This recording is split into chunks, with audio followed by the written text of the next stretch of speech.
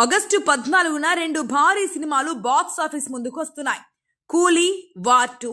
ఈ రెండు కూడా తెలుగులో తయారైన సినిమాలు కాకపోయినప్పటికీ తెలుగు ఆడియన్స్ కి అట్రాక్ట్ చేసే బోల్డ్ ఎలిమెంట్స్ ఉన్నాయి. రజనీకాంత్ ఎప్పటి నుంచి తెలుగులో మంచి మార్కెట్ ఉన్న స్టార్. రీసెంట్ గా జైలర్ లాంటి సక్సెస్ ఇచ్చారు. కూలీలో ఆయనతో పాటు తెలుగు హీరో నాగార్జున కీలక పాత్ర పోషిస్తున్నారు. అమీర్ ఖాన్, ఉపేంద్ర లాంటి స్టార్స్ కూడా ఉన్నారు. లోకేష్ కనకరాజ్ డైరెక్టర్. ఇవన్నీ కూడా సినిమాపై కావాల్సిన హైప్ ని క్రియేట్ చేశాయి.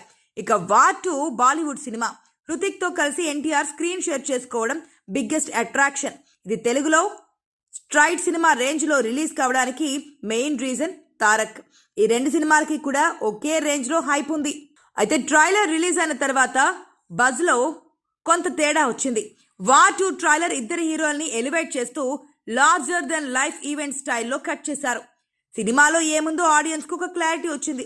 ఇద్దరు హీరోలు కలిసి ఒక యాక్షన్ విజువల్స్ ఫీస్ట్ అందించబోతున్నారనే ఐడియా వచ్చింది. ట్రైలర్ రిలీజ్ అయిన తర్వాత కూడా సినిమాపై అదే హైప్ ఉంది.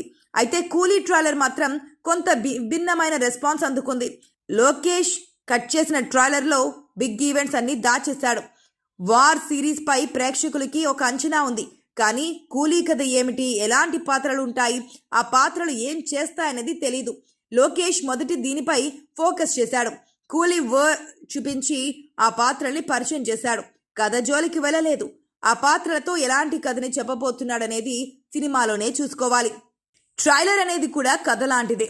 దానికి స్టార్ట్, ట్విస్ట్, ఫినిషింగ్ ఉంటేనే ఆడియన్స్ కి ఇంట్రెస్ట్ ఉంటుంది.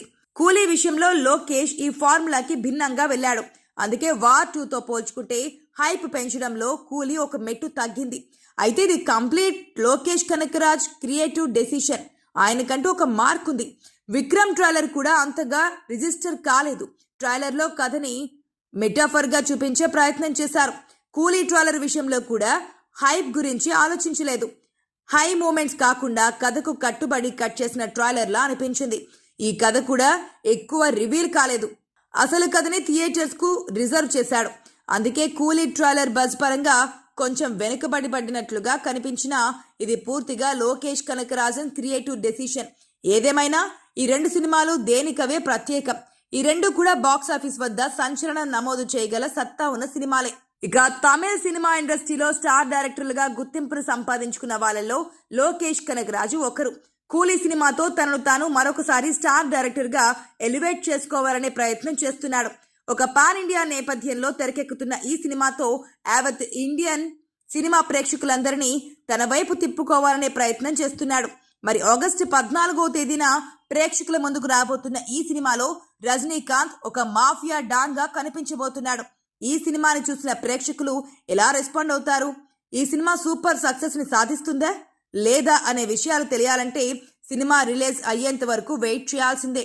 ప్రస్తుతం ఇండియన్ సినిమా ఇండస్ట్రీలో తెలుగు దర్శకుల హవా ఎక్కువగా కొనసాగుతోంది. తమిళ సినిమా ఇండస్ట్రీ నుంచి కొంతమంది దర్శకులు ఉన్నప్పటికీ ప్రస్తుతం వాళ్ళు పాన్ ఇండియాలో సక్సెస్ లను సాధించలేకపోతున్నారు. ఇక లోకేష్ కనకరాజు ఇంతకు ముందు కమల్ హాసన్ తో చేసిన విక్రమ్ సినిమాతో పాన్ ఇండియాలో మంచి విజయాన్ని సాధించాడు.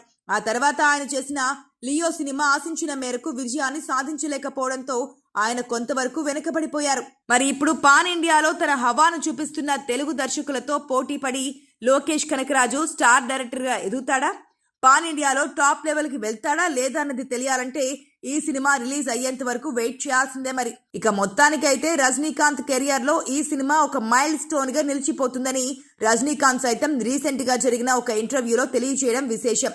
మరి ఇలాంటి సందర్భంలో భారీ అంచనాల మధ్య రిలీజ్ అవుతున్నట్లు కూలీ సినిమా కోసం అటు రజనీకాంత్ అభిమానులు, ఇటు లోకేష్ కనకరాజు అభిమానులు సైతం ఆసక్తిగా ఎదురుచూస్తున్నారు.